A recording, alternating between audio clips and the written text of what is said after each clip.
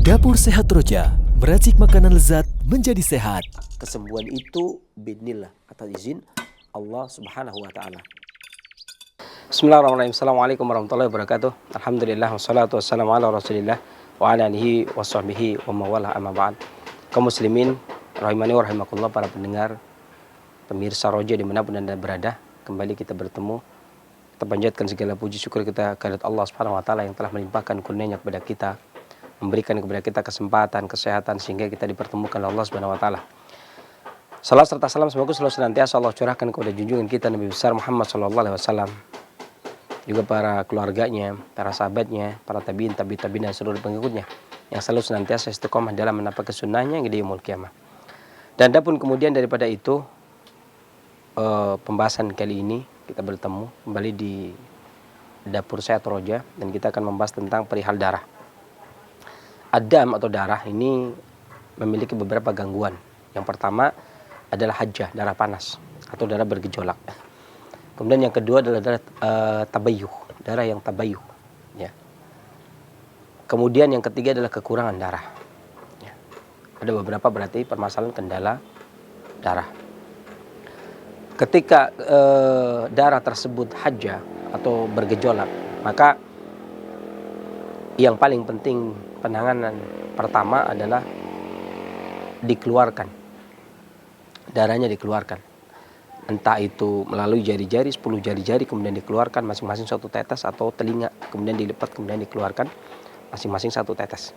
Ini efektif digunakan untuk menurunkan darah ketika hajjah. Ya. Dan darah tinggi itu masuk kategori darah hajjah. Darah tinggi itu masuk kategori darah hajjah, artinya darah yang bergejolak. Ya. Dan Al-Imam Al-Qayyim di dalam kitabnya Zadul Ma'ad mengatakan Adam idha hajjah, keluarkan darah manakala dia bergejolak. Itu maksudnya. Jadi kita mengeluarkan. Atau ada kalanya kalau memang ada waktu, maka kita bisa mengeluarkan dengan cara hijamah, yakni menyayat kemudian dikop kemudian dikeluarkan darahnya. Atau bahasa gayuknya pedalaman bekam namanya.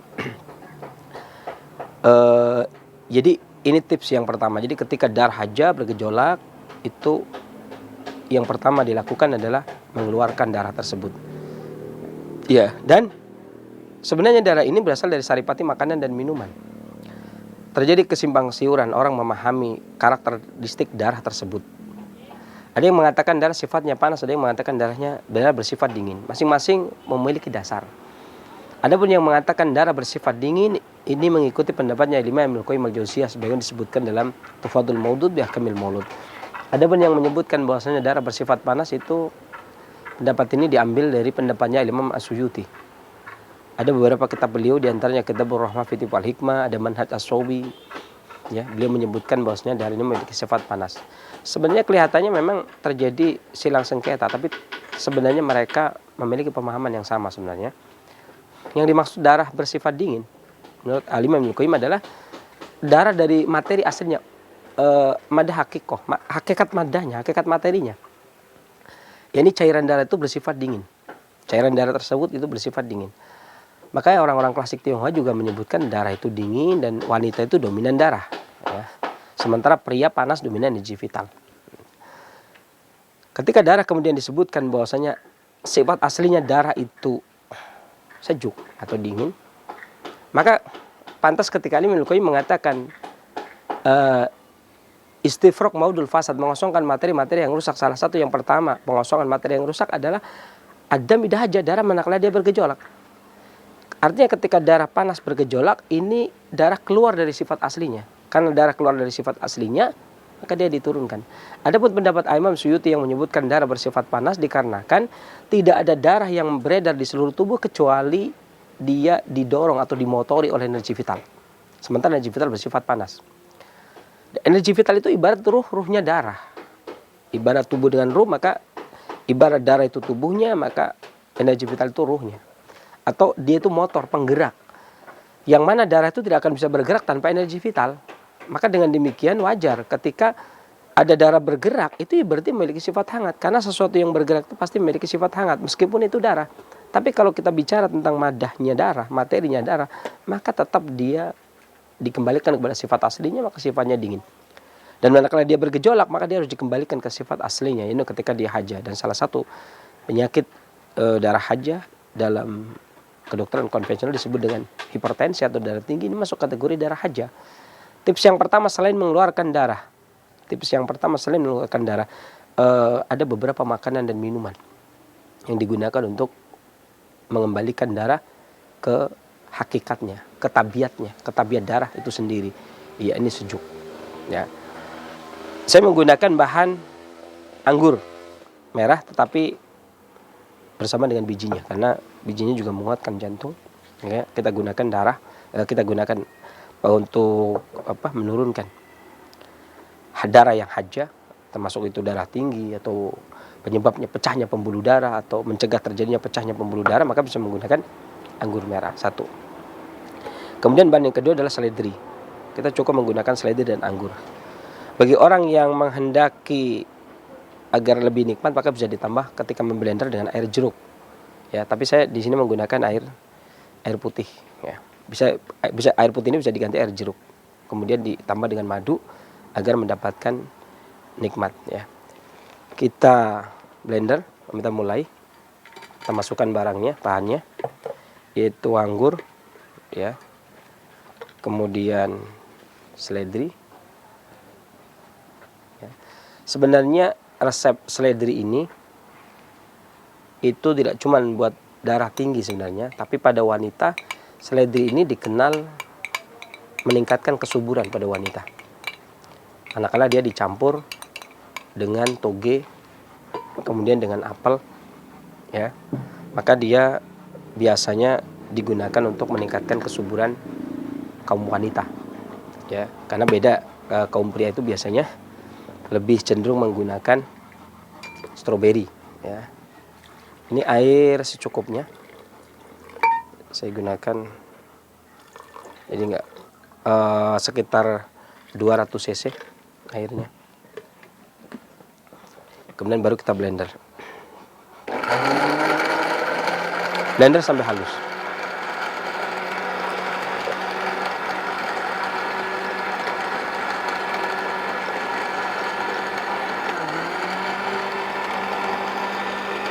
Biarkan blender sampai halus.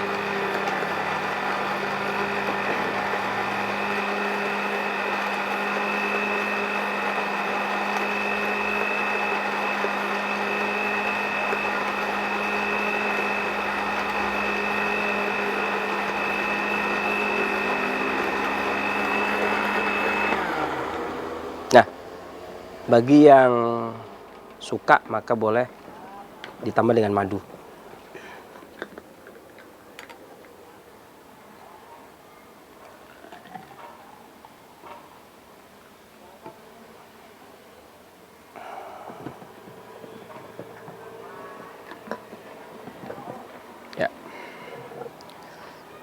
Jus anggur seledri ini digunakan untuk menurunkan darah yang haja atau mengembalikan darah ke tabiat aslinya, dari yang haja yang bergejolak kemudian kembali sejuk seperti semula. Dan ini masuk kategori, termasuk dalam hal ini adalah darah tinggi, ya.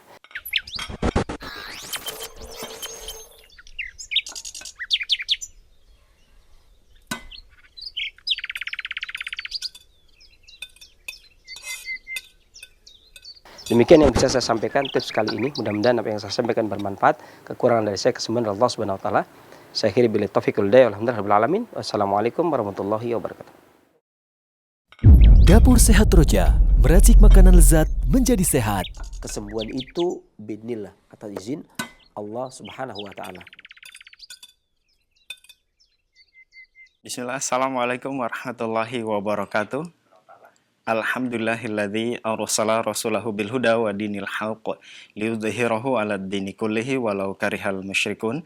Asyhadu an la ilaha illallah wahdahu la syarika lahu wa asyhadu anna Muhammadan abduhu wa rasuluh la nabiyya ba'da ma ba'd.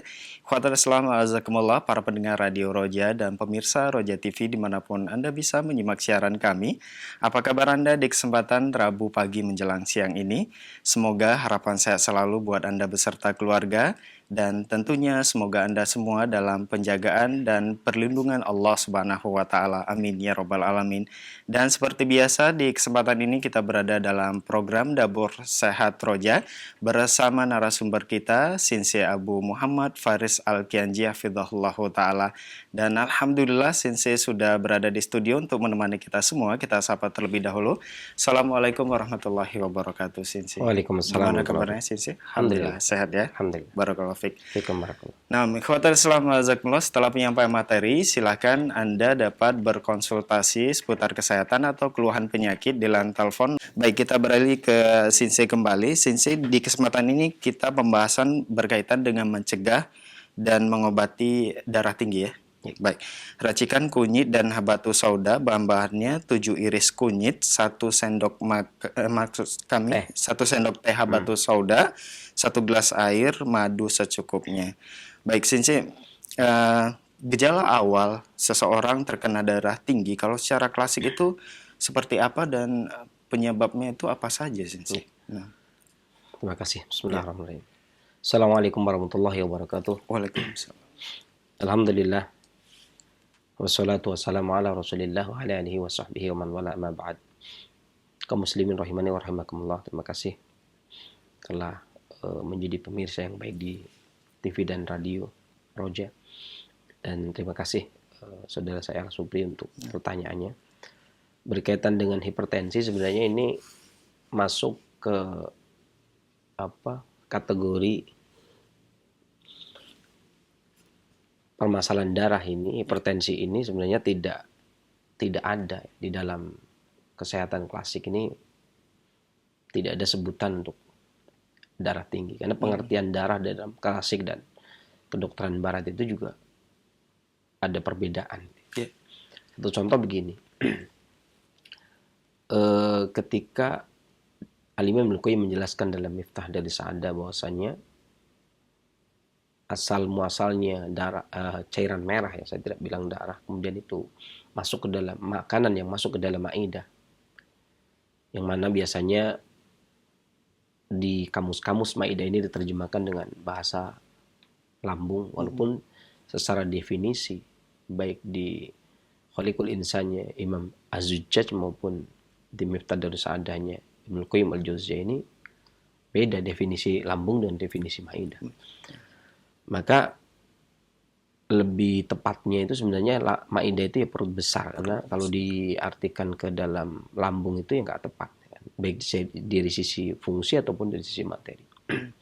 Kemudian ketika makanan masuk ke dalam maidah, haroroh dari kolbu, nih kalimat kolbunya pun ketika diterjemahkan ke dalam hati dalam pengobatan klasik juga nggak tepat, karena hati itu adanya di perut, sementara dalam pengobatan klasik memiliki dalil bahwasanya qulubulat fi sudur, kolbu itu adanya di dada. Ketika diterjemahkan juga ke dalam jantung, pada kenyataannya kolbu itu sebesar mudghah.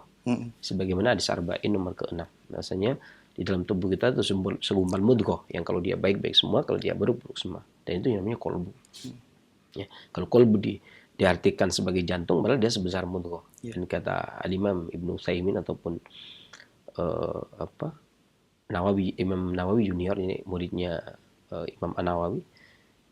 Ini yang namanya mudghah ini daging kecil ya, segumpal yang bisa langsung dikunyah, kata Ibnu Attar. Dan para ulama lain pun demikian, yang bisa langsung dikunyah, sementara jantung besarnya sekepalan tangan. Jadi ya punya definisi sendiri, punya cara berpikir sendiri, punya sudut pandang sendiri, ya. Kemudian tidak bisa disatukan. Ya. Kemudian juga proses pencernaannya juga kan. Kedokteran barat punya retorika sendiri dalam menjelaskan makanan bisa dicerna. Kedokteran timur, kedokteran klasik pun punya anggapan sendiri, yakni haroroh dari kolbu masuk ke dalam maidah, kemudian dia mencerna makanan.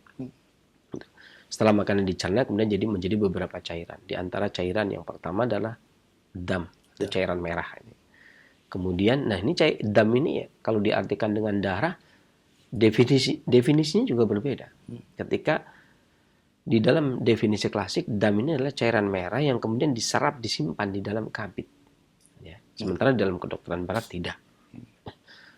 Jadi dari sisi kaitan kerja, kemudian dari sisi fungsi terkadang berbeda. Ya. Artinya punya analogi yang berbeda, pemikiran yang berbeda. Ya, kemudian makanya ketika kemudian kedokteran klasik menyebutkan tentang sakitnya darah atau gangguan darah, itu beda dengan kedokteran barat menyimpulkan adanya gangguan darah. Gitu ya. Jadi masing-masing memiliki perbedaan sudut pandang. Kan tetapi ini merupakan upaya integrasi namanya. Ya. Jadi semaksimal mungkin mengadakan penyatuan. Meskipun saya sadar penyatuan ini sangat susah sekali. Ya. Karena itu tadi dari organ yang berbeda, fungsi yang berbeda, materi yang berbeda, keterkaitan organ yang berbeda, cara kerja yang berbeda gitu ya. Ini kemudian kita hendak mengadakan integrasi. Ya. Dan ini sebenarnya boleh saya bilang ya sesuatu yang nggak berhasil. Ini memang pernah dipaksakan di Tionghoa pun pernah memaksakan dari tahun 50 sampai tahun 60 diadakan penelitian dokter konvensional meneliti kedokteran klasik ya. Ya. Kemudian diadakan perpaduan sampai tahun 1960 maka lahirlah TCM, Traditional Science Medicine, yang dibawa ke Indonesia tahun 1962.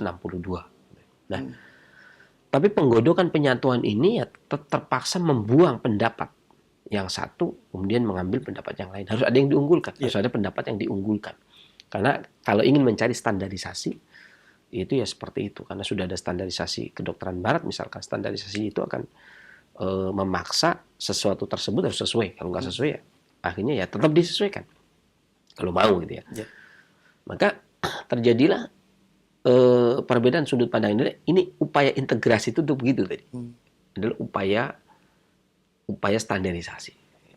Karena kadang-kadang sudut pandang ini memang merepotkan. Jadi di kedokteran barat itu kan darah tinggi juga bisa seumur hidup minum obat ya. Karena dalam kedokteran klasik itu tidak.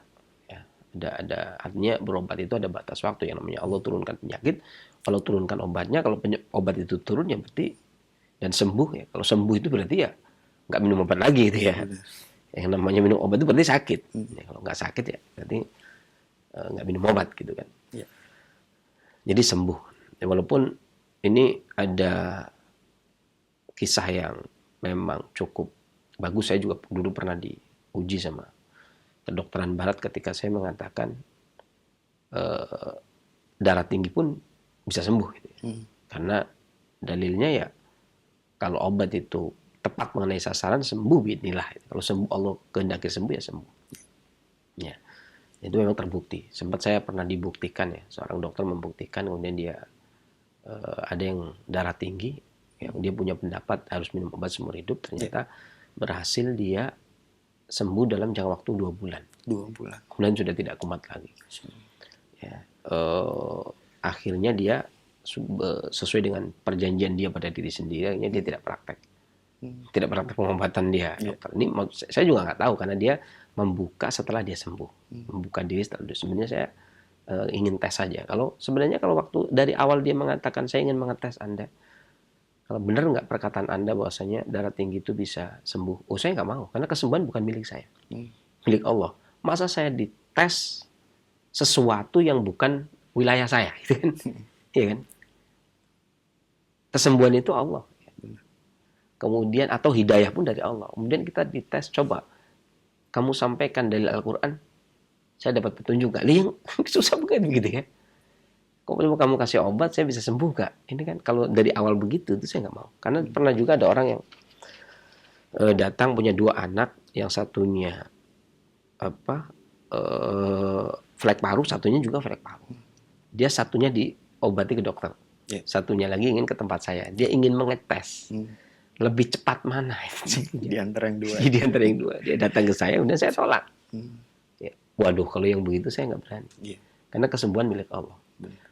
Sehingga saya khawatir sekiranya di dalam misalkan pengobatan klasik itu sembuh dalam jangka waktu sebulan atau 2 bulan maksimal, misalkan kemudian sembuh, dia akan mengatakan berobat di Sinsebuman lebih cepat daripada dokter. Ini kan salah. Ya kan? Yang benar adalah berobatnya kan kepada Allah. Yang menyembuhkan itu Allah. Artinya harusnya kan begini. Dimanapun kalian berobat, kalau Allah sudah menghendaki sembuh, sembuh. Kan gitu tuh. Iya. Kalimatnya kan harusnya begitu. Bukan berobat di sana lebih baik, lebih cepat sembuh kalau berobat di sana daripada di sana. Itu kan nggak bisa begitu. Berarti artinya ini dua-duanya yang diadu.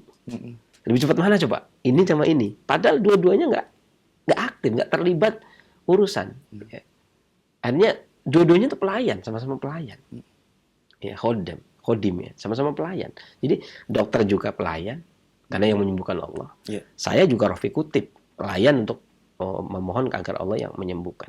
Ya sama-sama melayani. Kemudian yang menghendaki satu, yang maha itu satu, ya kan Allah. Yang menyembuhkan Allah. Kok kita yang diadu kan repot. Yeah. Ya. Lah kalau sampai kemudian dokter duluan atau saya yang duluan, yang Allah memberikan kehendak di tempat saya sembuh duluan, atau Allah memberi kehendak di dokter sembuh duluan, kemudian diklaim bahwasanya yang lebih cepat menyembuhkan, ini kan kriminal jadinya, ya kan? Maksudnya di hadapan agama jadi kriminal, bukan agama pemerintah, bukan di hadapan pemerintah, di hadapan agama jadi kriminal. Artinya kesembuhan itu bukan milik saya, kok saya rampas itu ya, atau kesembuhan bukan milik dokter, kok dokter rampas itu. Jadi kan mencuri hak, merampas hak. Makanya seperti itu sudut pandang yang berbeda ini hendaknya ya saling menyadari kondisi-kondisi seperti itu. Artinya gini, seorang dokter tidak membutuhkan pengobatan tradisional. Ya, kadang-kadang ada orang mengatakan ada namanya saling mengisi. Gitu ya. Kekurangan kedokteran barat dipenuhi kedokteran timur, kekurangan kedokteran timur dipenuhi kedokteran barat. Itu nggak ada kamusnya seperti itu, nggak ada. Nggak ada. Adanya itu sudut pandang pasien sendiri itu ya. Yeah. Jadi kalau ada orang seperti itu namanya nggak ahli. Dokter yang ahli ditanya, "Dok, apakah Anda ketika ngobati pasien ini butuh bantuan pengobatan tradisional?" Dia pasti ngomong nggak butuh. Iya kan? Nggak, oh ya ini sebagai sinergi, misalnya profesor dokter profesor ya. Sebagai bentuk sinergi, saya mengobati darah tinggi itu saya menjaga agar darah tidak naik, kemudian tradisional supaya menormalkan. Kerjasamanya enggak ada. Sesuai dengan keilmuannya dari A sampai Z kedokteran barat itu tidak ada di dalam pelajaran itu kemudian harus ada sinergi, nggak ada. Dia harus mutlak.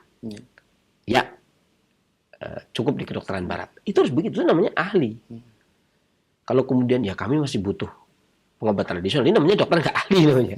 Begitu pula kedokteran timur, pengobat klasik. Kalau kemudian apakah pengobatan klasik itu masih bisa butuh sinergi dengan kedokteran barat? Kalau yang nggak ahli ya tentunya, oh iya kami masih butuh, kami dalam menangani ini itu nggak bisa, tapi dokter barat bisa. Ini namanya pengobatnya tidak ahli namanya. Pengobat yang ahli maka tidak ada istilah sinergi, karena segala sesuatu ilmu itu punya akar pohon ya, punya pohon, yang namanya pohon ilmu itu udah ada akarnya, batangnya, buahnya. Jadi dia tumbuh dengan sendiri. Ya, sebagaimana buah rambutan tidak butuh adanya pohon mangga gitu kan. Yeah. Pohon mangga juga tidak butuh, nggak akan hidup pohon mangga kalau nggak ada rambutan. Ya bodoh amat dengan rambutan.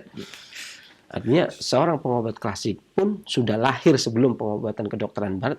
Kalau dia pengobat klasik itu butuh bersinergi dengan kedokteran barat, seakan-akan menafikan, oh kalau begitu pengobatan berarti dari dulu pengobatan klasik nggak bisa menangani apa-apa dong. Kalau yang dibutuhkan ternyata baru lahir kemarin. Yeah. Begitu pula kebalikan. Dan ngapain ada pengobatan barat kalau masih butuh pengobatan timur? Jadi masing-masing berdiri sendiri dan sebenarnya nggak butuh sinergi. Adapun butuh sinerginya nanti pasien, yang ngerasain pasien, gitu loh. Pasien, bukan tabibnya, bukan dokternya. Pasiennya ini kayaknya saya butuh sinergi. Ya, itu pasiennya, itu pasiennya sendiri. Kalau pengobatnya ya dia kan pengobat tradisional ya. Kalau misalkan gangguan tulang ya kepatah tulang, ada kan semuanya juga ada jurusan-jurusannya. Jadi tapi orang-orang yang belum lulus terkadang dalam kedokteran barat belum lulus, dia butuh penambahan dari kedokteran timur. Dari kedokteran timur yang orang yang belum lulus maka dia akan mengatakan kita butuh sinergi, butuh kekurangan kita ditutupi oleh kedokteran barat. Sebenarnya bukan kekurangan, memang sempurnanya segitu. Kedokteran barat sempurnanya segitu, kedokteran timur sempurnanya segitu gitu. Bukan ini kekurangan ditambahi, ya nggak bisa. Kekurangan kayu ditambahi besi, kekurangan besi ditambahi kayu, masing-masing berdiri sendiri. ini saya bukan ini ya. Kenapa saya bercerita ini dulu? Karena jangan sampai saya khawatir jangan sampai dianggap integrasi. Saya upayakan untuk integrasi itu dianggap ya Bu Mamat menyendiri nih. Seorang pengobat klasik tapi membahas darah tinggi gitu ya. Ini kan ranahnya dokter. Ini makanya saya tadi sudah berbicara, saya kasih mukodimah panjang lebar, intinya memang berbeda ya. Tetapi upaya integrasi ini sudah pernah ada, gitu ya. Sudah pernah ada.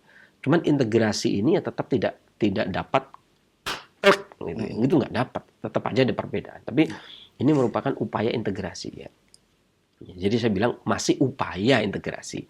Ini integrasi ini bukan sesuatu yang mutlak, pasti tetap sudut pandangnya ada perbedaannya. Dan ini sudah dilakukan dari tahun, sebenarnya ide ini itu dilakukan dari tahun 1914. Ide ini, 1914. Kalau saya tahu betul sejarahnya itu, sejarah kemauan integrasi itu muncul tahun 1914. Nah, ini integrasi timur barat ya. Kalau integrasi timur dengan timur itu ya sudah dimulai ya sudah dari dulu banget integrasi timur dengan timur. Tapi integrasi timur dan barat itu sebenarnya dicetuskan tahun 1914. Di Indonesia itu tahun 1902. Tapi kalau di Tionghoa 1914 dan di sini 1902. Itu usaha adanya integrasi. Ya. Nah, ini adalah upaya integrasi yang mana tentunya tidak sempurna, yang namanya ini juga saya yang keberapa. Saya termasuk orang yang keberapa, bukan orang yang pertama. Jadi hipertensi. Jadi pada pengobatan klasik ini pada prinsipnya penyakit darah itu yang pertama haja, adam, makanya disebutkan oleh Imam Ibnu Qayyim adam idah haja, keluarkan darah jika dia bergejolak. Nah, kalimat darah bergejolak ini juga masuk kategori darah tinggi ternyata. Darah tinggi itu ternyata bagian dari darah yang bergejolak. Terkadang begitu. Makanya dalam pengobatan klasik yang dimaksud darah tinggi kadang-kadang setiap darah yang bergejolak maka orang akan menyebutnya darah tinggi. Seringnya darah bergejolak di dalam klasik ternyata di dalam setiap ada pasien yang darahnya bergejolak ketika dites pakai tensi ternyata tinggi gitu ya. Maka kami berpikiran kemungkinan besar adalah yang pertama itu darah yang bergejolak. Karena kelainan darah kan macam-macam. Ada kekurangan darah, ya. Kemudian ada darah bergejolak, ada darah yang stuck namanya tabayuk. Tapi lebih ke arah darah yang bergejolak. Maka kita akan membahas dari sisi ini. Saya tentunya tidak akan berbicara tentang tekanan sistolik antara 90 dan 140. Ya.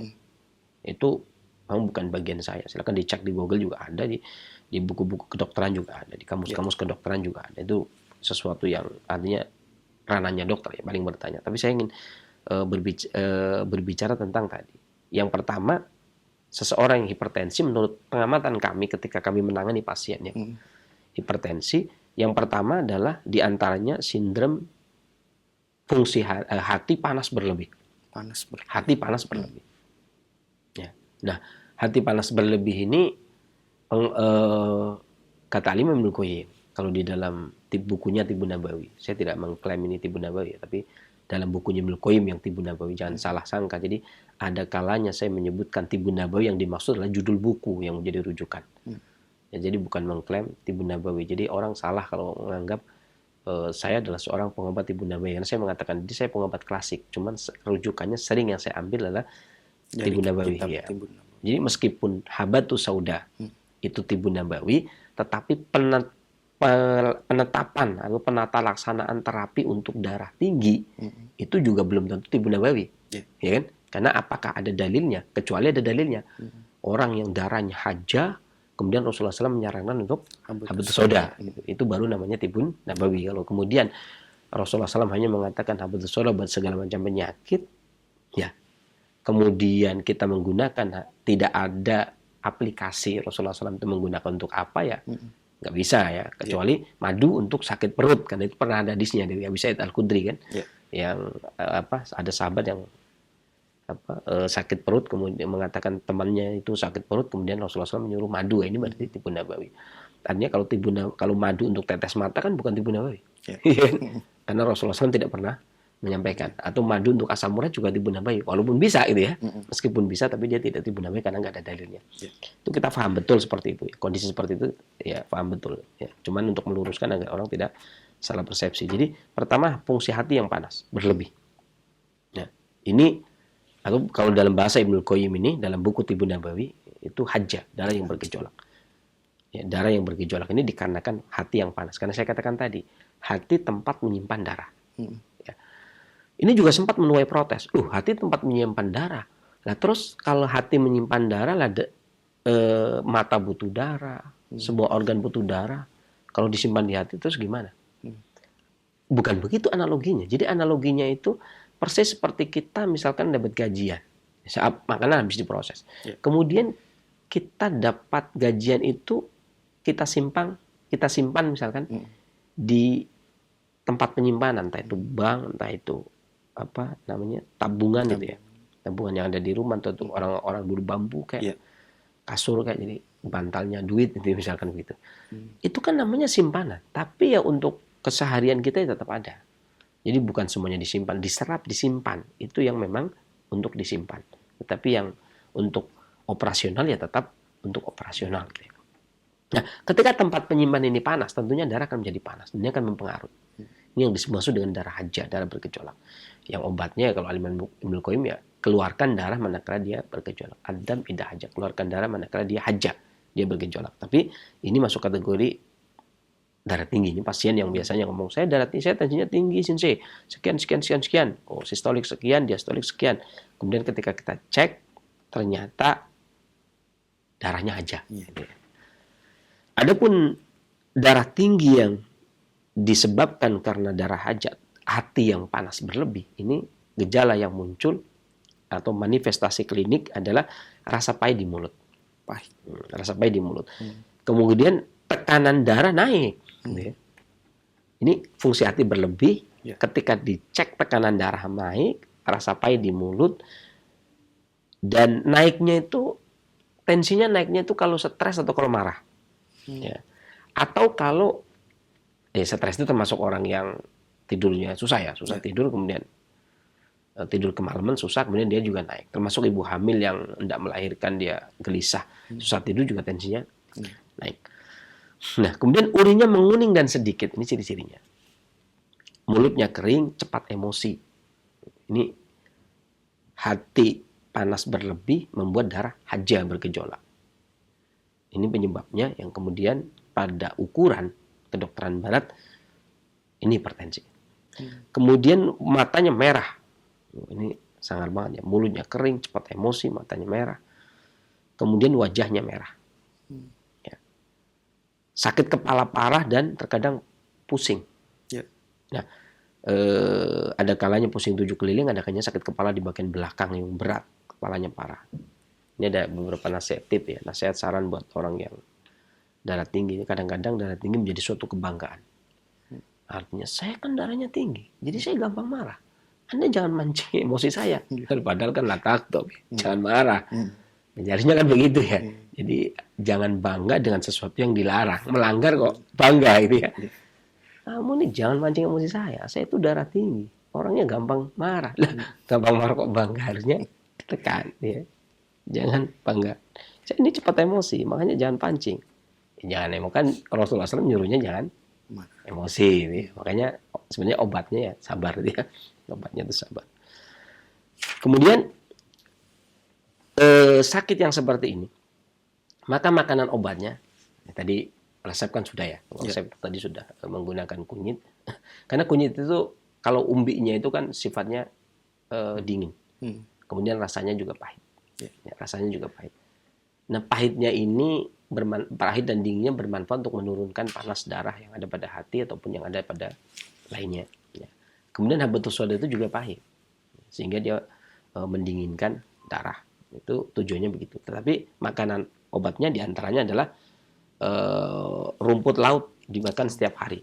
Biasanya 1 on cukup. 1 on rumput laut. Kemudian direbus, kemudian dimakan setiap hari. Itu juga cukup untuk mendinginkan ini makanannya. Ya. Atau bisa juga ya, banyak sekali sih ya yang bisa dikonsumsi untuk orang-orang yang darah tinggi, diantaranya juga seledri. Seledri itu juga 1,5 on lah ya, 1/2 on juga cukup. Seledri kemudian itu juga cukup, kemudian timun itu juga bisa. Ini kalau yang karena darah haja ya, Ya. darah panas berlebih ya, ini juga cukup. Kemudian asparagus, jamur putih, telur ayam, royal jelly, ini juga cuka, ini juga untuk membantu mendinginkan. Walaupun yang paling terkenal tentunya mentimun, Ya. paling terkenal untuk menurunkan darah tinggi, hipertensi dikarenakan panas hati berlebih atau darah yang haja, diantaranya adalah mentimun. Gitu ya. Ini makanan-makanan yang sering digunakan. Kemudian yang kedua adalah sindrom atau pola penyakit kelemahan hati, astenia hati atau lemahnya fungsi hati. Atau orang barat bilang defisiensi, orang akupunktur bilang defisiensi hati. Kalau saya bilang astenia hati dan ginjal dan juga rutubah cairannya, sehingga peningkatan panas pada hati berlebih. Tadi memang panas hati.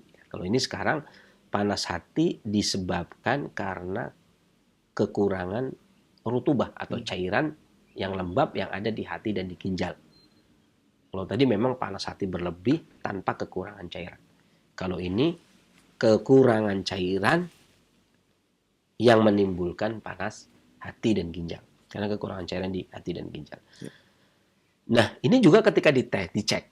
Ya. Ada orang yang, saya darah tinggi sih. Ketika saya cek, ternyata menurut saya ini merupakan penyakit astenia, rutubah pada ginjal dan hati yang menimbulkan panas. Ternyata dalam pemeriksaan dokter ini disebut darah tinggi. Ini yang kedua. Adapun gejala yang muncul adalah tekanan darah mudah naik. Sama, tapi kalau tadi marah dan stres, kalau ini kelelahan dan stres. Jadi lelah naik, stres naik. Ini karena astenia.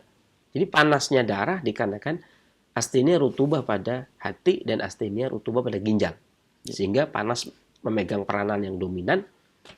Kemudian tensi gampang naik pada saat lelah atau pada saat stres.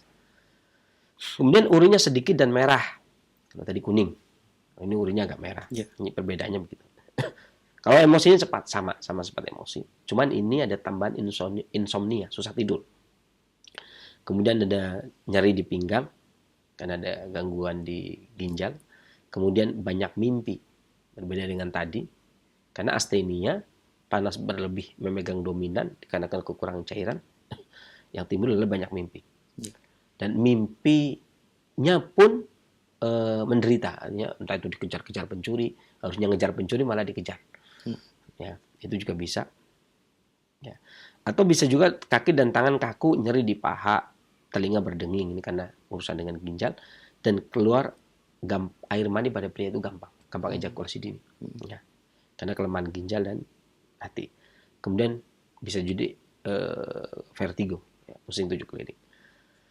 Adapun makanan obatnya tadi sudah diracikan. Adapun makanan obatnya bisa juga dengan yang seperti ini, juga bisa menggunakan seledri 2,5 on, ya. Kemudian dicuci dengan, kemudian direndam pakai air panas selama 20 menit, kemudian dibuat jus. Atau bisa juga makanan-makanan yang lain, diantaranya sarang burung, ini agak mahal, kemudian keju, telur ayam, kacang polong, kemudian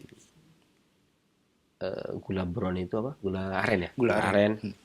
Kemudian juga asparagus, telur ayam, sotong bebek, telur bebek, jamur putih, royal jelly, kemudian hati ayam. Ini juga makanan yang bagus untuk panas yang disebabkan karena kekurangan rutubah atau cairan yang ada pada hati dan ginjal. Kemudian yang terakhir, ini dikarenakan sindrom defisiensi rutubah dan haroroh dengan defisiensi haroroh yang meningkat. Jadi kalau itu bahasa akupunkturnya, bahasa saya itu astenia rutubah.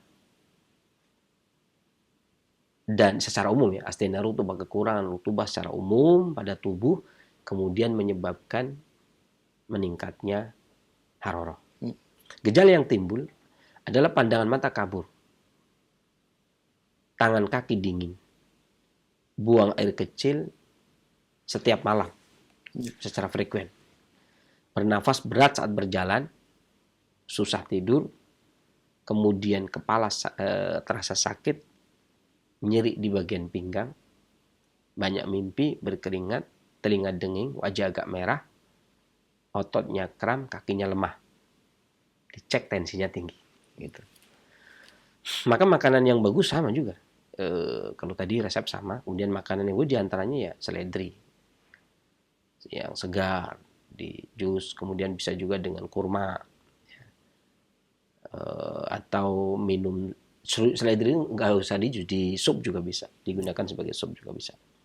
Kemudian makanan ya kuning telur ayam, kemudian keju, kacang polong, kemudian juga sotong daging bebek, telur bebek, jamur putih, tiram, kemudian royal jelly. Selain jus seledri juga bisa digunakan sebagai sup.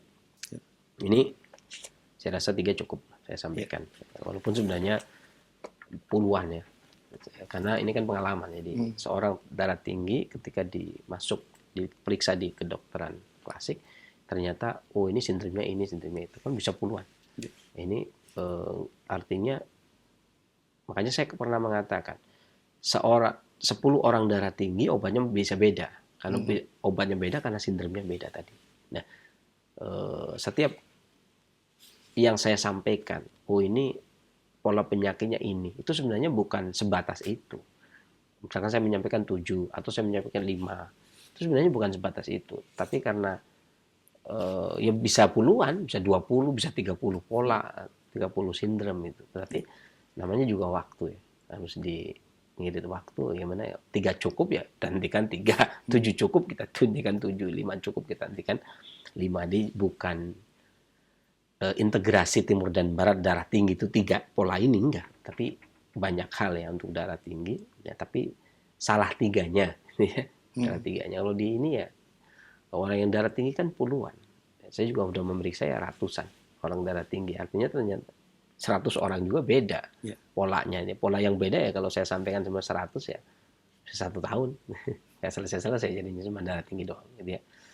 Demikian yang bisa saya sampaikan, dan untuk sesi barangkali ada pertanyaan lain. Ya, silakan. baik Sensei. Baik, sebelum kita buka pertanyaan, tadi disebutkan bahwasannya Imam Ibnul Qayyim menyebutkan sebagaimana disebutkan oleh Imam Mufli Al-Hambali dalam kitab Adabus Syar'iyyah tentang istifraq al-mawaddi al-fasida, tentang mengosongkan materi-materi yang rusak. Ini tadi ada 10 perkara. Itu 10 perkara tersebut apa saja sih? Ya.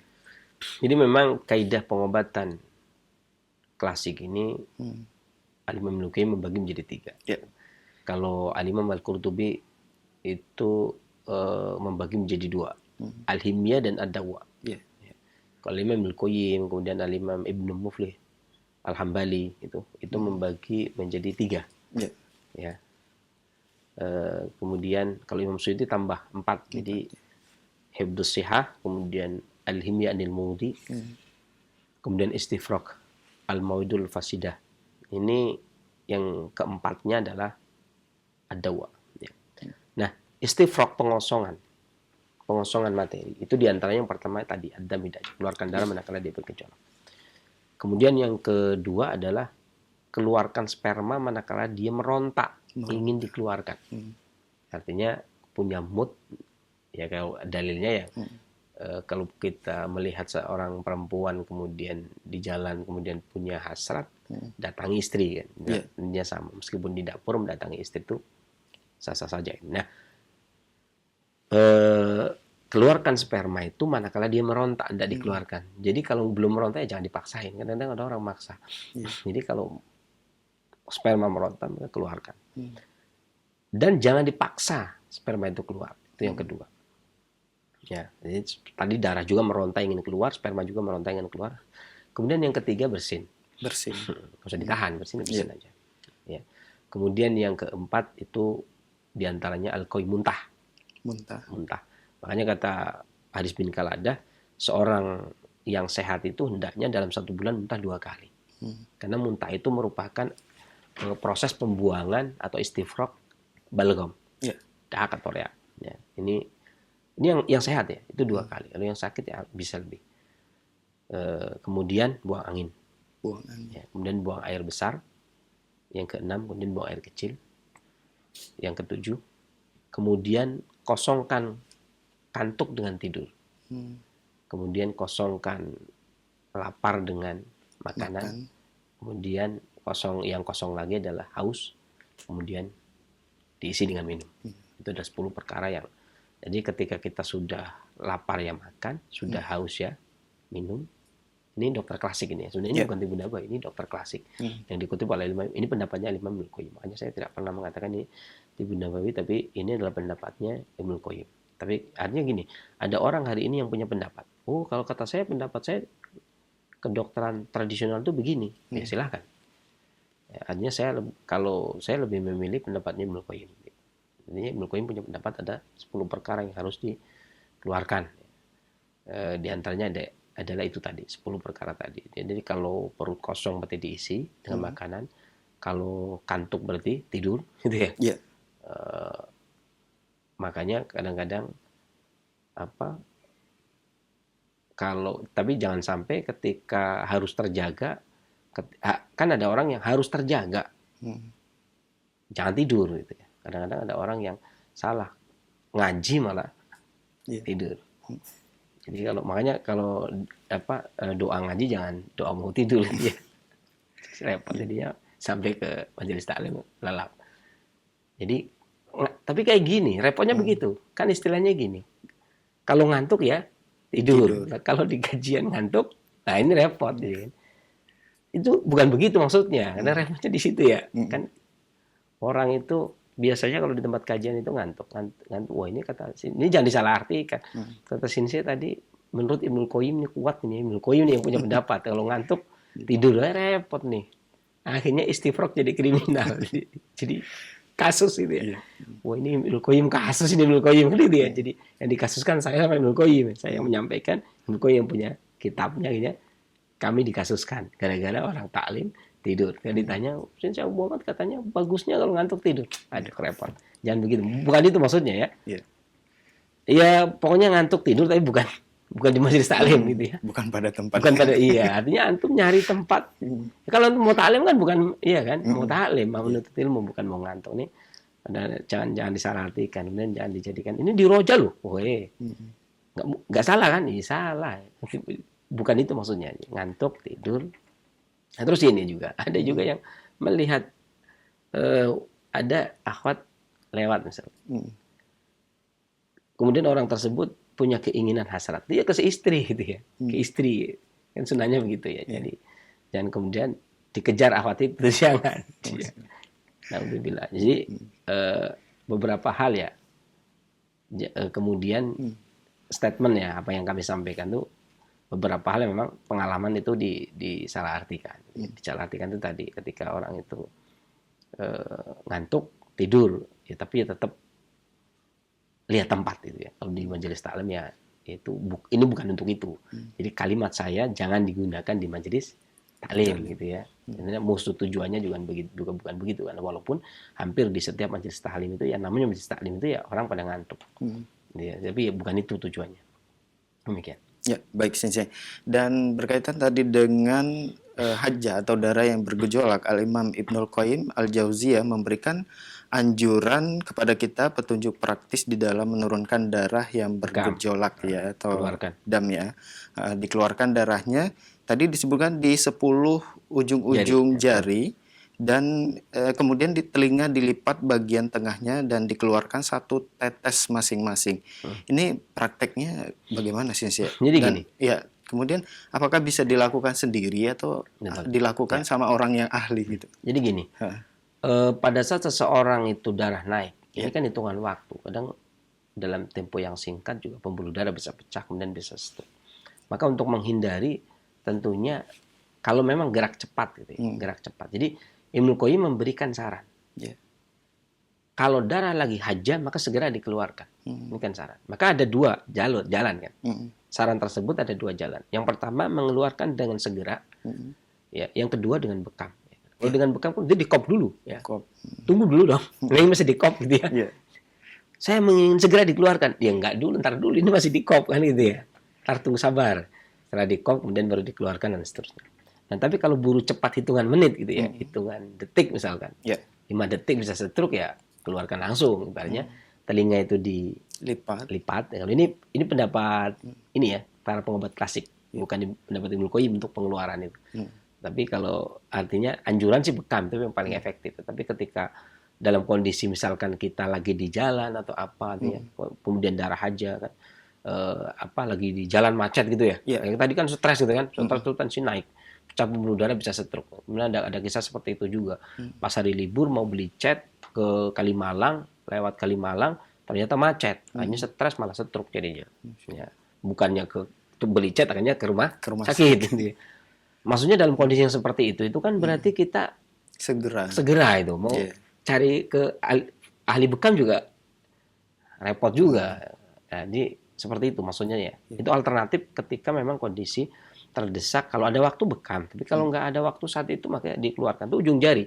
Kita bisa menggunakan jarum itu yang buat bekam, PMI itu, ya kan? Iya. Yang buat tes darah itu, yang jarum itu, tek. Iya. Itu kemudian cetek, keluarin satu tetes, cetek. Itu nanti juga bisa. Gitu. Iya. 10, cetek. Istri juga bisa, atau siapapun juga bisa. Kemudian ini telinga dilipat gini, tengahan, kemudian dikeluarin, cetek, tetes. Baru kemudian terserah lah mau ke ahli bekam lah atau mau marut timun sama bawang lah itu untuk menurunkan. Nah, itu begitu maksudnya. Ya, baik Sensei, jazakallah khairan atas penjelasannya. Dan mungkin terakhir ya sebelum kita buka tanya jawab, Habatus Sauda Sensei ini racikan obatnya. Tentu kita tahu tadi bersama bahwasannya Habatus Sauda likulin dawa, obat segala penyakit, ya macam penyakit. Ini maksudnya bagaimana Sensei? Apakah semua penyakit bisa teratasi dengan menggunakan Habatus Sauda atau bagaimana? Ya.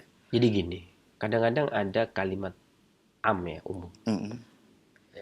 Karena Rasulullah SAW membuat kalimat umum Habatus Sauda obat segala macam penyakit, berarti kan segala. Iya. Tapi ada juga ketika datang orang sakit kepala juga disuruh untuk berbekam. Dan Rasulullah SAW juga ketika sakit kepala juga berbekam dengan titik-titik yang ditentukan. Ya, dan titik-titiknya juga ketika di akupunktur itu juga masuk kategori titik-titik akupunktur. Tetapi Rasulullah SAW ini ada keistimewaan kan Rasulullah SAW pilih. Contohnya adalah Muhis yang dalam akupunktur namanya Peihui. Juga salah satu titik yang terpilih. Ya. Bukan kita milih karena itu titik akupunktur, karena milih karena itu titik yang dipilih oleh Nabi SAW. Itu satu. Kemudian yang berikutnya ketika ada sahabat yang mengadu ke Rasulullah SAW di hadis Abi Sa'id Al-Khudri, sahabatnya sakit perut, juga dianjurkan minum madu. Ya. Tidak dikatakan minum Habatus Sauda. Artinya secara umum memang, artinya Habatus Sauda itu secara umum itu obat segala macam penyakit. Tapi ada beberapa yang memang dalil umum tidak bisa dibawa ke dalil khusus. Gitu. Ada beberapa dalil khusus yang kemudian Rasulullah SAW ternyata menganjurkan pakai ini, pakai itu, pakai ini, pakai itu. Ya. Tapi pengobat klasik di dalam mensikapi Habatus Sauda obat segala macam penyakit memang dari dulu begitu. Habatus Sauda itu memang dari dulu dianggap sebagai obat segala macam penyakit. Artinya gini, dia memiliki karakter. Kalau dalam penelitian, saya yakin penelitian itu kan baru lahir ya. Ahli farmasi meneliti Habatus Sauda obat segala macam penyakit ya belum selesai. Artinya semua penyakit itu ditangani Habatus Sauda. Oh ya, nggak selesai. Tapi siskan begini, penyakit itu kata Ali Ibnu Qayyim itu ada 4. Panas, dingin, kering, lembab. Entah itu datangnya dari luar, entah itu datangnya dari dalam. Itu penyakit itu panas, dingin, kering, lembab. Nah, Habatus Sauda ini bisa mengenyahkan 4 ini. Ya, Habatus Sauda itu rasanya sedikit pedas. Sedikit pedas itu berarti mengeringkan penyakit yang lembab. Nah, pedasnya juga itu membuang angin. Ya kan? Pedasnya juga membuang angin. Ya, artinya di sini lembab juga bisa. Ya. Kemudian panas dia pahit. Pahit itu sifatnya dingin. Sehingga dia bisa menurunkan panas. Dingin dia pedas. Pedas itu menghangatkan. Gitu. Lembabnya pedasnya bisa mengeringkan, pedasnya juga bisa menghangatkan. Ya kan? Pahitnya juga bisa mendinginkan, pahitnya juga bisa mengeringkan lembab. Ya. Dan Habatus Sauda itu materinya itu rutubah sehingga bisa melembabkan yang kering. Maka arti kata ini kalau dalam pengobatan klasik ya nggak perlu penelitian, pas banget karena dia bisa menurunkan panas, dia bisa menghangatkan yang dingin, dia bisa mengeringkan yang lembab dan melembabkan yang kering. Sementara penyakit dalam pengobatan saya cuma ada 4. Ya. Dan dia mengatasi. Itu satu. Yang kedua, habatus sauda ini melindungi jantung. Ya, sementara di dalam pengobatan kasih itu meyakini kalau jantung ini adalah pokoknya. Ya. Faidah salat jasadil kulluh, kalau dia baik-baik semua. Wa idza fasadat jasadil kulluh, kalau dia buruk-buruk semua. Ini kolbu ini. Artinya ketika habatus sauda ini melindungi jantung dari serangan angin, kemudian juga menjaga kenormalan jantung dari sisi haroro dan rutubahnya, atau menyeimbangkan antara haroro rutubahnya, maka ini cukup. Ya.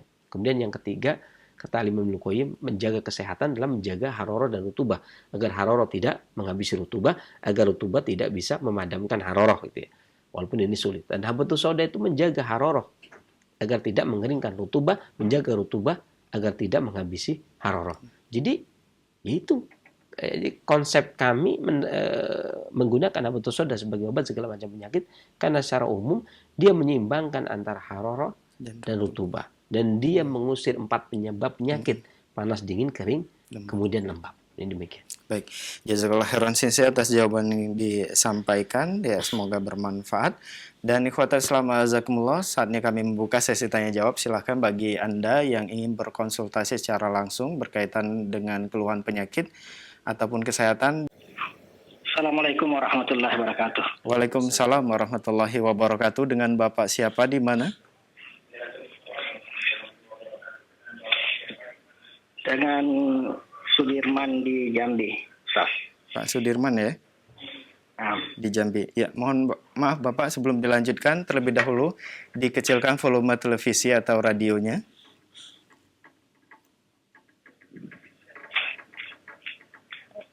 Ya, kalau sudah silahkan Bapak. Nah, Ustaz. Yang ini Ustaz, anak ini menderita gangguan hidung. Kalau yang kurang lebih 4 bulan ini indera penciuman saya hilang, Ustaz. Tapi tidak hilang seluruhnya, artinya itu baunya indera penciumannya berubah, artinya itu mencium sesuatu itu bukan tidak tercium dengan bau sesuatu itu, bahkan tercium dengan bau lain. Baik. Terkadang juga tidak ada merasakan bau sesuatu sekalipun. Sudah berapa lama, Pak? Kalau yang parahnya ini kurang lebih sudah 4 bulanan. 4 bulan. Ya. Tapi sebelum-sebelumnya kami menderita mudah bersin, pilet berkepanjangan sudah bertahunan itu, Ustaz. Cuman yang kurang lebih 4 bulan ini sudah ini enggak indera penciuman itu artinya itu hampir hilang lah. Jadi kalau mencium seperti bau-bauan itu seperti sampo itu sudah bukan baunya lagi. Ada baunya cuman berubah. Baik. Cukup. Baik Bapak, itu saja pertanyaannya. Yes, Ustaz. Ya, mohon ditunggu jawaban dari Sensei. Ya. Silakan Sensei.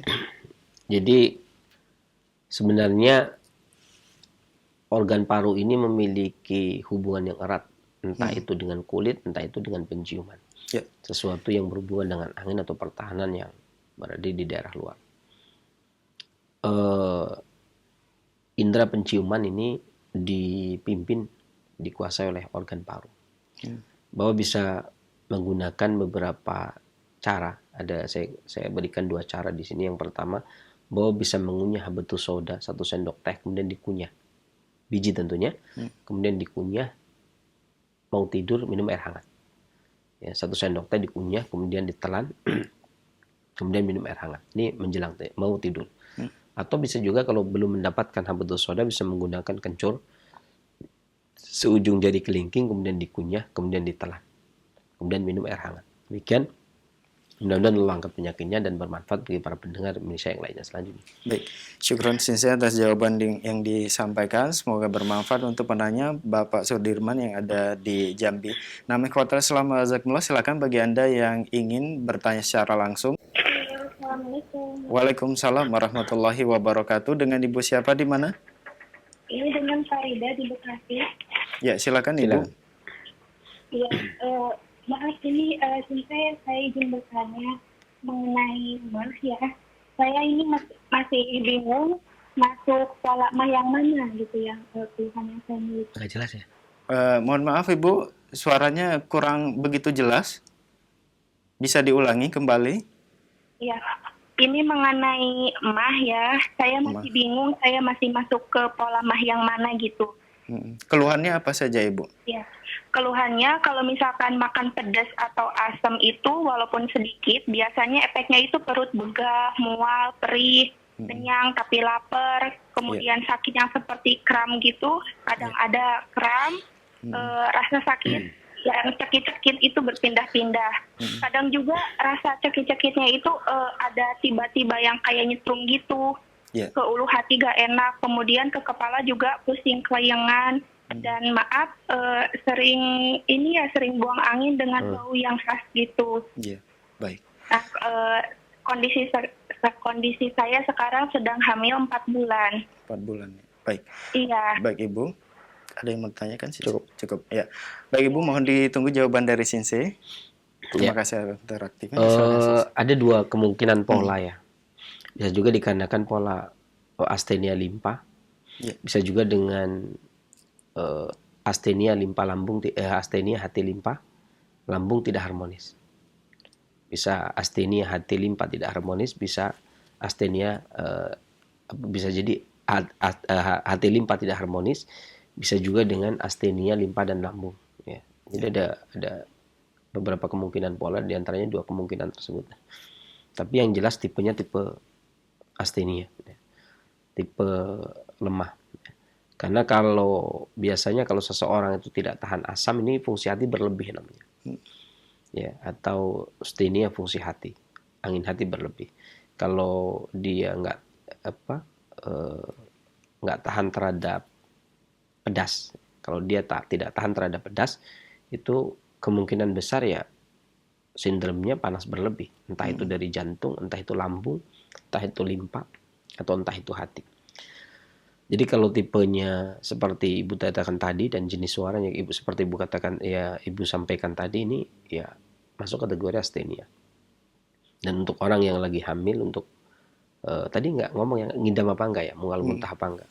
Nah, jadi yang paling praktis untuk orang ibu hamil yang punya gejala gangguan perut gitu, itu Ibu bisa menggunakan seujung jari kelingking jahe ditambah dengan 1 jari kunyit, kemudian diparut, diseduh, kemudian diminum. Ya, ini kalau ada mual ya. Kalau ada mual, maksudnya ngidam. Kalau ada ngidamnya boleh dikasih sedikit aja jahe untuk ngilangin ngidamnya, ngilangin mualnya. Tapi kalau tidak ada, maka nggak ada masalah. Ibu kunyit saja sudah cukup. Pakai kunyit. Kalau tidak ada, bisa pakai temu kunci, 1 jari telunjuk. Kemudian direbus pakai air sampai mendidih, kecilkan apinya. Pakai air 1 gelas sampai mendidih, kecilkan apinya kurang lebih sekitar 10 sampai 15 menit lah, api kecil. Kemudian baru diminum sedikit demi sedikit seperti minum teh.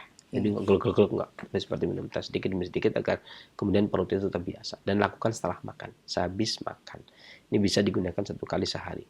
Ini kalau tidak ada ngidam, itu bisa digunakan, bisa pakai kunyit, bisa pakai temu kunci. Karena saya rasa dua-duanya juga mudah. Nah, cuman yang jadi masalah karena kunyit itu kan ada sedikit orang yang kurang cocok pada kunyit ibu hamil kan, aromanya dan sebagainya, maka bisa pakai temu kunci.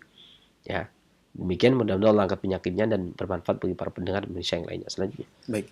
Jazakallah khairan Sinse atas jawaban yang disampaikan. Semoga bermanfaat untuk Ibu Farida yang berada di Bekasi yang telah bertanya. Nah, ikhwatal Islam, masih kami buka kesempatan bagi Anda yang ingin bertanya secara langsung. Assalamualaikum warahmatullahi wabarakatuh. Waalaikumsalam warahmatullahi wabarakatuh. Dengan Bapak siapa di mana? Saya dengan Glenn di Jakarta. Pak Glenn di Jakarta, silahkan. Iya, saya mau tanya mengenai untuk kayak herbal untuk bintitan ya. Anak saya ini sering sekali mengalami bintitan. Jadi saya ini sampai sekarang nih kalau pakai obat tetes nih udah semakin kayaknya takut. Jadinya kok kayaknya makin lama gitu loh Ustaz bintitannya. Ya, jadi itu usia berapa Pak anaknya?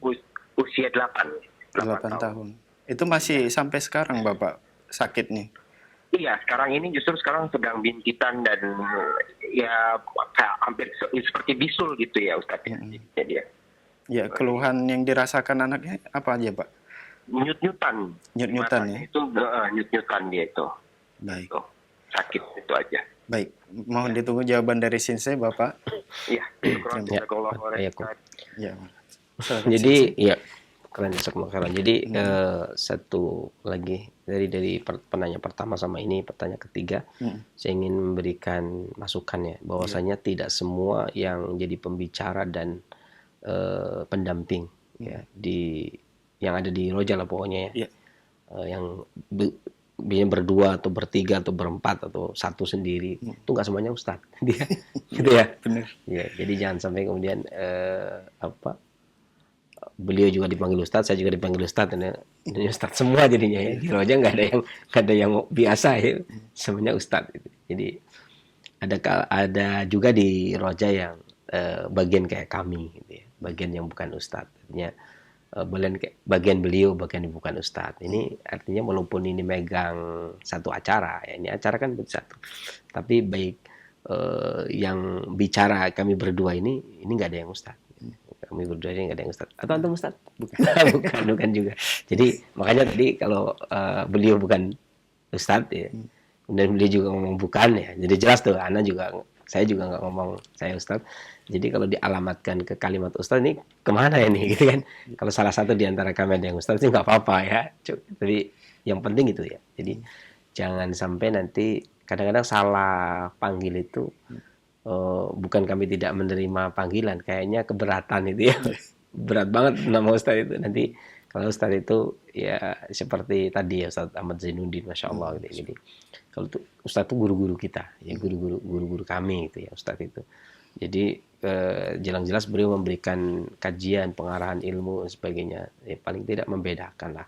Dan ingat pokoknya kalau ada orang, saya kadang-kadang gitu sering ketika orang datang, bahkan ya yang megang komputernya semuanya ustadz semua ya. Ustadz semua, atau bahkan di sini juga ada yang bagian, semua kan ada bagiannya dari K3 Satpam sampai ya semuanya umum lah ya, kayak kantor begini ya ada yang ngetik dan sebagainya. Itu artinya ya nggak semua ustadz, bahkan boleh dibilang ya keseharian ya ustadz gak di sini. Di sini itu keseharian bukan. Jadi kita. Jadi keseharian itu kalau ada acara ya ustadz ada. Jadi ini mohon maaf ya, bukan berarti kami itu menolak disebut ustadz, karena memang yang biar enak saja, pas saja. Jadi kalau bapak bercanda dengan kita ya, jadi nggak kualat gitu ya. Ustadz itu kan, ustadz kan gimana ya kita. Jadi kalau diomong ustadz kan kita duduknya juga agak. Jadi bukan begitu, salah ya. Kami bukan ustadz, beliau juga mengakui tadi bukan ustadz, berarti nanti jangan bilang ustadz. Gini Pak. Pada anak-anak itu seringnya gangguannya itu ada dua, pencernaan dan pernafasan. Dan gangguan bintitan itu masuk kategori lemah limpa. Jadi timbunan lembab panas, itu namanya timbunan lembab panas. Limpa. Ini karena limpa, entah itu lama limpa itu melemah, ya, entah itu dikarenakan makanan, gitu ya. Pemicunya itu bisa jadi seperti itu. Nah, hampir semua organ, entah itu panca indera, entah itu apa, itu semua punya hubungan erat dengan organ. Contohnya mata tadi. Kalau kelopak mata bagian bawah, ginjal punya tanggung jawab. Kelopak mata bagian atas, limpa punya tanggung jawab. Kemudian mata secara umum tanggung jawabnya jantung, karena dia jasusnya. Apa ya? Mata-mata. Jadi mau ngomong mata-mata nggak enak. Kayaknya jasus mata-mata. Ya mata. Jadi mata itu mata-matanya jantung. Ya, dia melihat kemudian dilaporkan. Makanya ada orang bilang dari mata turun ke kalbu gitu ya. Ada yang menerjemahkan hati, dari mata turun ke hati. Jadi ya itu tadi, dia jasusnya, dia melihat kemudian dia disampaikan. Kadang-kadang dia melihat Masya Allah gitu ya. Jadi menambahkan keimanan, atau makanya orang yang mau nikah pun suruh nador gitu ya. Sehingga menimbulkan rasa cinta gitu kan di dada gitu ya. Itu jadi mata itu dikuasai oleh jantung secara umum, secara umum oleh kalbu. Kan dulu di kolbu terjemahkan kalbu kalau dulu ya. Di secara kalbu. Artinya dia juga punya hubungan dengan hati. Yakni secara yang menguasai yang hitam itu ya hati. Tetapi yang bagian tengah yang kecil itu urusannya ginjal. Tetapi yang putih juga paru. Kalau merah berarti paru nih menyerang hati dan angin nih keserang paru, menyerang paru dan hati. Jadi semua punya hubungan. Ada tanda. Ketika organ ini, jadi dari mata kita juga bisa mengetahui, oh bintitan nih, limpa masalah gitu ya. Dan saya paling suka kalau sebenarnya kan obatnya ketika bintitan nyeri itu berarti ada stagnasi panas lembab di situ ya. Berarti obatnya adalah pengering lembab, kemudian penurun panas. Nah, obatnya yang sifatnya pengering lembab itu bisa menggunakan yang pahit, penurun panas itu yang dingin. Maka saya suka menggunakan temulawak. Ya. Kunyit boleh sebenarnya, kunyit juga boleh. Tapi umbinya, kalau temulawak juga boleh, tapi bebas. Bisa rimpang, bisa umbi. Jadi temulawak seujung jari kelingkingnya anak ya. Kemudian direbus dengan setengah gelas air sampai mendidih. Kemudian saring minum, boleh ditambah dengan madu.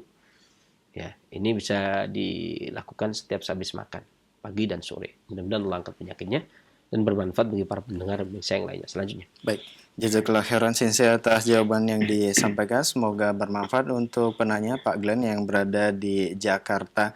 Baik, untuk pertanyaan selanjutnya kita coba angkat dari pesan singkat yang sudah masuk banyak sekali di kesempatan pagi menjelang siang ini. Dari Umu Fikri di Semarang. Assalamualaikum warahmatullahi wabarakatuh, Sensei. Sensei, suami saya usia 53 tahun, mempunyai darah tinggi, dan pertanyaannya sampai kapan racikan tersebut boleh diminum, Sensei? Syukron. Ya. Sebenarnya gini. Ya. Kalau ini tergantung ya. Ada beberapa sudut pandang yang memandang racikan. Kalau racikan itu digunakan resep bebas, artinya bukan seseorang yang diperiksa, setelah periksa kemudian ngasih resep. Biasanya kalau orang periksa kemudian ngasih resep itu bisa digunakan selama 3 bulan. Ya. Tetapi kalau dia resep bebas itu ada 2 pendapat. Ada yang mengatakan 7 hari. Tapi kalau versinya satu sisi versi kalau nggak keliru itu ada orang dari Keraton Surakarta itu yang menulis buku itu kalau resep bebas ya, artinya dia menulis resep kemudian digunakan itu 14 hari 2 minggu.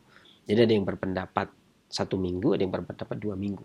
Resep itu digunakan selama 1 minggu, kemudian diamkan, naik lagi atau tidak gitu ya. Kalau sudah nggak naik, kemudian pas naik lagi kemudian dikonsumsi lagi 1 minggu lagi, misalkan begitu. Sampai kemudian tidak naik ya. Dan ada yang berpendapat boleh digunakan sampai 14 hari atau 2 minggu. Ya, dan ini pendapat ini juga berdasarkan penelitian dan pengalaman mereka masing-masing ya, secara ilmiah dan alamiah. Jadi ibu boleh menggunakan yang selama 1 minggu, boleh menggunakan yang selama 2 minggu. Ya. Demikian, dan Allah angkat penyakitnya. Dan bermanfaat bagi para pendengar Indonesia yang lainnya. Selanjutnya. Baik, syukuran saya atas jawaban yang disampaikan. Dan pertanyaan selanjutnya dari Endang di Pati. Assalamualaikum warahmatullahi wabarakatuh, Sensei. Beberapa waktu lalu urat di leher kiri saya sering tegang, Sensei. Seperti kawat yang ditarik. Saya agak pusing dan mual. Kemudian belakangan ini saya merasa tidak nyaman lagi di leher kiri meski tidak seperti dulu. Mohon solusi herbalnya, Sensei. Syukur. Ya. Ya, memang kadang-kadang ungkapan seperti ini itu hanya bisa dirasakan oleh orang yang merasakan. Ya. Kalau kita suruh menghayalkan, ya, membayangkan seperti di leher seperti kawat yang ditarik, nah, kita nggak kebayang kayak apa rasanya, ya. Ya itulah masing-masing orang itu akan memiliki sudut pandang, gitu ya. Jangan kemudian kalau ditulis susah, ya. Ditulis susah, ilmunya itu susah, untuk diilmui susah, tapi bagi yang merasakannya ya tahu persis seperti nadinya seperti udang berenang. Nah, ini repot sekali gimana rasanya megang udang berenang. Ya, apa ya, kan repot. Ya, pokoknya itulah. Kalau rasa itu ditulis itu nggak bisa, hanya dirasakan, ya kan. Makanya yang namanya megang, saya kalau ngajar nadi itu gampang karena udah pernah merasakan itu ya, meraba-raba. Tapi orang yang nerima itu kan susah. Apa ini maksudnya ini ya? Seperti benang basah, seperti senar biola misalkan, atau apa seperti bola nadinya seperti bola kasti misalkan, ya kan? Nadi bola kasti apaan ini? Nadinya seperti daun bawang, kan repot juga. Jadi gitu. Ini juga sama ternyata. Apa kencang nyeri seperti kawat ditarik di leher. Ya pokoknya jangan dipikirin. Pokoknya gitulah. Ya masing-masing orang tuh ya Allah Maha tahu ya. Yang paling tahu ya Allah ini. Jadi artinya bagaimana sakit orang itu beda-beda. Ya. Ini Masya Allah ya, bagaimana subhanallah Allah membikin sesuatu itu tidak sama. Dan itu subhanallah. Ini biasanya dikarenakan sesuatu yang nyeri itu kami sering mengatakan dikarenakan tabayyuk. Makanya ada dua hal. Seorang bisa mengeluarkan darah. Yang pertama ad-dam dajjal, keluarkan darah manakala dia bergejolak. Yang kedua ihtajamul tabayyuk, keluarkan darah agar tidak tabayyuk. Nah, salah satu tabayyuk adalah biasanya gangguannya adalah nyeri seperti yang Ibu sampaikan tadi. Itu bisa dihijamah, dibekam, itu efektif. Atau bisa juga menggunakan, ini kalau ahli bekam dia bekam, kalau ahli terapi pijit maka dia akan dipijit gitu ya. Tapi kalau yang herbal maka diberikan herbal. Dan biasanya Ibu bisa menggunakan salah satu di antara, Ibu bisa pilih boleh kunyit, boleh temulawak. Kalau temulawak Ibu bisa menggunakan satu ibu jari. Ini karena temanya kunyit ya. Jadi saya tadi nggak ngomong kunyit, ngomongnya temulawak karena agar ada pilihan. Ya, Ibu bisa menggunakan resep ini tadi yang kita sampaikan. Karena habatus sauda dengan kunyit juga bisa untuk resep Ibu tadi. Ya. Tapi Ibu ada pilihan maksudnya ketika saya mengatakan ini itu ada pilihan. Bisa kunyit, bisa temulawak. Saya nggak ngasihnya temulawak. Itu berarti ada pilihan karena kunyit tadi sudah disampaikan di muka, ya kan? Ibu bisa menggunakan satu ibu jari temulawak, kemudian diiris, direbus pakai air sampai mendidih. Ya, sekitar 1,5 gelas. Kecilkan apinya, biarkan 10 menit. Kemudian diminum. Lakukan pagi dan sore, ya. Dan yang paling perhatian adalah hampir semua penyakit itu perhatikan. Himyahnya apa? Pantangnya apa? Ya. Saya kalau makan ini kok tegang, itu yang hindari. Jangan tegang pun dimakan terus, nanti kawatnya semakin banyak gitu ya. Gitu ya Bu ya. Mudah-mudahan mengangkat penyakitnya dan bermanfaat bagi para pendengar Indonesia yang lainnya. Selanjutnya. Baik. Jazakallah khairan Sinse atas jawaban yang disampaikan, dan pertanyaan selanjutnya dari Umunaya di Semarang. Assalamualaikum Sinse. Sinse minum rebusan kunyit dan jintan hitam atau habatus sauda yang tadi disebutkan. Kalau untuk pencegahan sebaiknya diminum berapa hari sekali Sinse? Syukuran. Ya. Sebenarnya pencegahan kenapa ini? Memang biasanya darah tinggi mencegah darah tinggi. Ya. Kalau yang namanya sebenarnya kalau nggak sakit ya nggak minum. Nggak diminum. Kalau nggak sakit nggak diminum. Tapi kalau memang sudah biasa darah tinggi, mencegah agar tidak naik. Ya. Ya, ayo boleh seminggu 2 kali setiap mau tidur. Saya khawatir kalau misalnya saya udah sembuh dari darah tinggi, tapi saya menjaga agar tidak naik lagi. Benar. Ya, itu bisa. Ya, seminggu 2 kali juga bisa. Paling gampang seminggu 2 kali. Gimana ya? Kalau seminggu 2 kali sering lupa. Senin dan Kamis itu gampang, nggak lupa. Gitu. Yang paling nggak lupa itu kalau seminggu 2 kali itu paling gampang adalah Senin dan Kamis. Kalau Sabtu dan Ahad kau deketan, terlalu dekat. Kalau Jumat kadang-kadang lupa. Karena hari Jumat biasanya ya banyak kesibukan jadi lupa. Apalagi kalau ini orang mana? Semarang. Orang Semarang. Kalau orang Semarang kayaknya Jumat ingat juga sih. Tapi Senin Kamis tuh enak. Kalau kami orang Pemalang, Pekalongan, hari Jumat itu hari libur. Jadi kalau disuruh buat tanda apa ya lupa. Karena hari berbahagia, hari libur. Ya, kerja-kerja juga para tukang batik itu libur Jumat. Kalau enak kan paling enggak ini tiap Kamis dan tiap Senin. Jumat. Bukan mewajibkan ya. Ya. Itu kan paling enak gitu ya. Nanti dikira mewajibkan. Demikian mudah-mudahan bermanfaat juga buat yang lainnya selanjutnya. Baik, jazakallah khairan Sinse atas jawabannya, dan pertanyaan selanjutnya dari pendengar kita tidak menyebutkan namanya. Assalamualaikum warahmatullahi wabarakatuh Sinse. Waalaikumsalam warahmatullahi wabarakatuh. Sinse, saya mempunyai keluhan, kadang-kadang irama detak jantung saya tidak beraturan. Apakah solusinya Sinse dari hal ini? Syukur. Ya. Ya sebenarnya gini, tidak menyebutkan nama itu baik. Pertama ya, tidak menyebutkan nama baik. Karena nanti dikira kalau ada nama disebutkan nanti dikira kita coba japu gitu ya, kita mantrain biar sembuh, itu enggak juga sih. Tapi kalau perkenalan juga baik gitu ya. Artinya memperkenalkan diri juga baik, karena toh sakit itu suatu yang umum, bukan aib kok. Ya ketika menyebutkan diri pun juga nggak ada masalah. Ya. Tidak pun ya nggak masalah kalau khawatir sesuatu ya. Ya memang, tapi ingat pokoknya siapapun yang nanya tentang penyakit baik itu tetap bukan berarti nanti kalau selesai itu habis itu kita bakari kemenyan tuh enggak. Naudzubillah, enggak begitu ya. Jadi enggak seperti itu insyaallah. Pokoknya dijamin enggak seperti itulah ya. Gangguan jantung. Ini ada beberapa pola sih, sangat banyak sekali pola gangguan jantung. Dan seringnya kalau detak itu secara umum gangguan seorang yang jantungnya gampang berdetak itu ya, itu gangguan secara khusus memang gangguan jantung. Ya. Ini ada beberapa resep ya kalau keluhan yang seperti itu. Ada yang dikatakan jantung mengipas, ada yang mengatakan jantung koroner, ada yang mengatakan hanya jantung berdebar saja. Ini ya tergantung.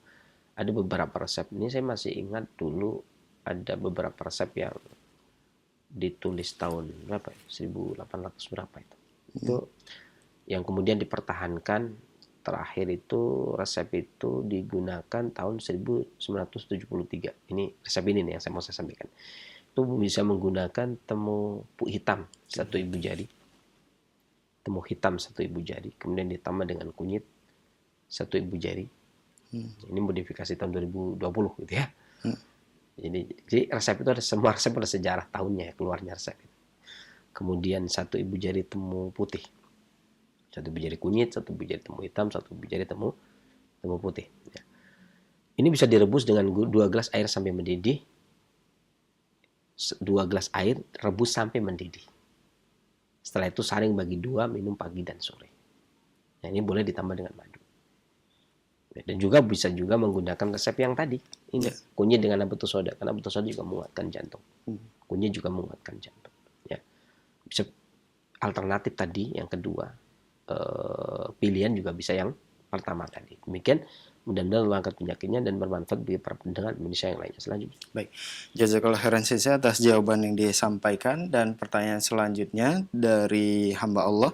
Assalamualaikum warahmatullahi wabarakatuh, Sensei. Waalaikumsalam. Sensei, misalkan kalau makan jintan hitam atau habatus sauda tidak dikunyah atau langsung ditelan dengan air hangat, itu bagaimana? Karena gigi saya sudah ompong, Sensei. Syukron. Jadi gini, semua proses itu punya tujuan. Semua proses punya tujuan.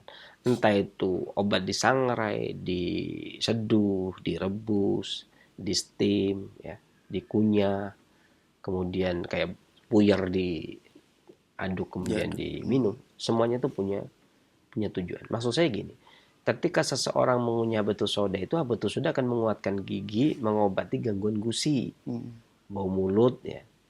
Jadi sayang sekali kalau dilewatkan gitu ya. Kemudian mengatasi sinusitis, flu, batuk, pilek, sakit kepala, menajamkan pandangan mata. Gitu. Ya, kemudian juga mencerdaskan otak. Sayang dilewatkan itu ya. Kalau makanya saya selalu kalau bilang kunyah, karena manfaat yang dikunyah itu seperti itu. Kalau ditelan saja ya nggak ada masalah. Cuman terkadang kita nggak mendapatkan manfaat yang tadi, ya kan, yang kelewat tadi karena langsung buru-buru ditelan. Ya nggak ada masalah, silakan bisa. Cuman tujuan yang dikunyah itu tidak tercapai. Tapi yang ditelan itu ya seperti kalau punya tujuan untuk darah dan sebagainya itu ya sah-sah saja, nggak ada masalah, bisa. Demikian. Baik, jazakallah khairan Sensei atas jawabannya. Dan itu pertanyaan terakhir di kesempatan ini karena keterbatasan waktu yang ada, Sensei. Mungkin ada sebagai penutup atau ikhtitam, silakan. Iya. Penting saya tekankan di sini bahwasanya seorang pasien, seorang yang sedang menderita sakit, hendaklah mengingat bagaimana Allah Subhanahu wa taala itu memberikan kepada kita nikmat yang sangat besar. Dari dilahirkannya kita ke dunia ini sudah diberi nikmat lengkap sempurna dengan indera, perasaan sebagainya, kemudian mendapatkan rizki kasih sayang dari orang tua dan lingkungan sekitar. Kemudian kita diberikan kenikmatan, memandang, mendengar, dan seterusnya. Ya, merasakan. Ya. Kemudian juga kita diberikan kenikmatan yang tentunya tidak bisa dihitung. Makanan, minuman setiap hari. Rizki yang Allah berikan kepada kita. Ini kalau boleh dibilang itu nikmat yang tidak terukur dan tidak terbatas. Ya. Yang sangat luar biasa sekali. Kemudian suatu ketika Allah menguji kita dengan memberikan sedikit rasa sakit. Maka kalau secara hitung orang yang bisnis, itu hitungan matematika, itu sebenarnya rahmat Allah itu lebih luas daripada ujian yang kita terima. Ya. Kalau kemudian sakit kita membuat kita mengeluh, tentunya ini tidak fair. Tidak fair. Kenapa saya tidak bilang tidak fair? Kemana ketika kita diberikan karunia dan nikmat? Bahkan nikmat yang sangat besar diberikan kepada kita diantaranya adalah hidayah. Islam dan di atas sunnah. Ya, mengenal Nabi yang paling mulia, Nabi Muhammad SAW. Itu bukan nikmat yang sepele, bukan nikmat yang tidak bisa yang bisa diperhitungkan. Itu nikmat yang paling besar di antara nikmat yang besar. Tidak semua orang mengimani Nabi Muhammad SAW, dan kita dibukakan kolbu kita, diberikan hidayah untuk mengimani apa yang risalah yang disampaikan. Oh, ini nikmat yang luar biasa. Hendaklah selalu terpatri di dalam kalbu kita, di dalam jiwa kita, bahwasanya nikmat Allah itu sangat besar, amat sangat besar.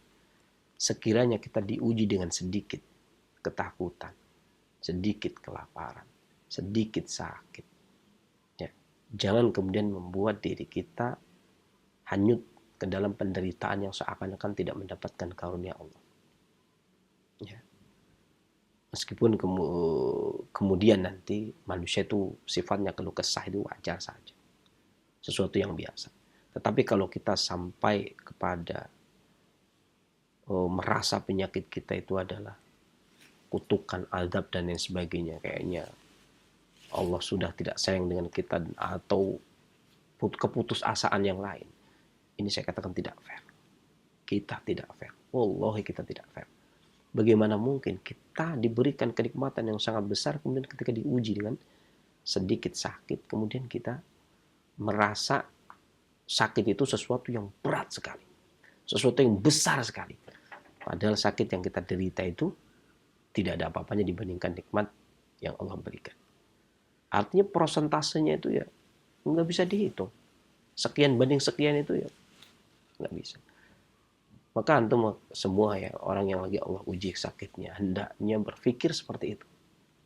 Kita tidak fair kalau kita sampai kemudian merasa sakit ini membuat kita putus asa.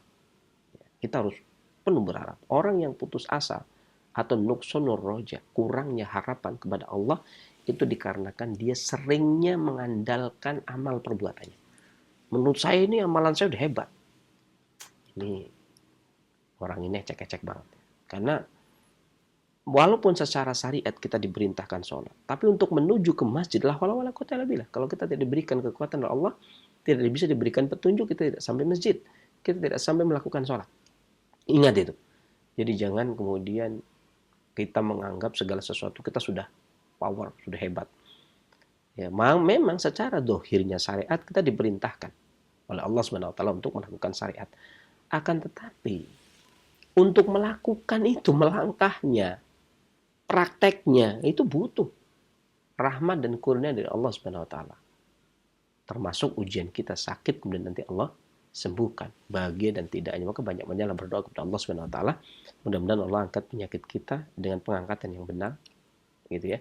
Dan tentunya siapapun dia itu tidak akan bisa menerobos takdir. Ingat itu. Mau itu wali atau siapapun juga itu tidak akan bisa menerobos tirai takdir. Kalau Allah sudah memberikan kehendak A ya A, B ya B, dan itu tidak bisa ditolerir. Artinya tidak bisa kemudian Allah itu zat yang tidak bisa diintervensi. Ya. Wah, saya akan protes, nggak akan bisa. Itu sudah ketetapan yang sudah Allah tetapkan. Maka banyak-banyaklah berdoa kepada Allah Subhanahu wa taala dan syukuri karunia yang Allah berikan. Mudah-mudahan Allah akan tambah karunia yang telah Allah berikan selama ini. Mungkin Allah akan tambah dengan rasa syukur kita. Itu janji Allah. Ya, lain syakartum wa lazidanakum wa lain kafartum inna adzabi lasyadid. Itu janji Allah. Kalau kita bersyukur akan ditambah. Itu ingat ya. Demikian yang bisa saya sampaikan. Tentunya segala macam kesembuhan dari Allah Subhanahu wa taala, maka memohon ampunlah dan memohon kesembuhan itu dari Allah Subhanahu wa taala. Dari saya cukupkan sekian, waktu sudah habis dan mudah-mudahan bermanfaat. Saya akhiri dari saya bila taufiq wal hidayah walhamdulillahirabbil alamin. Wassalamualaikum warahmatullahi wabarakatuh.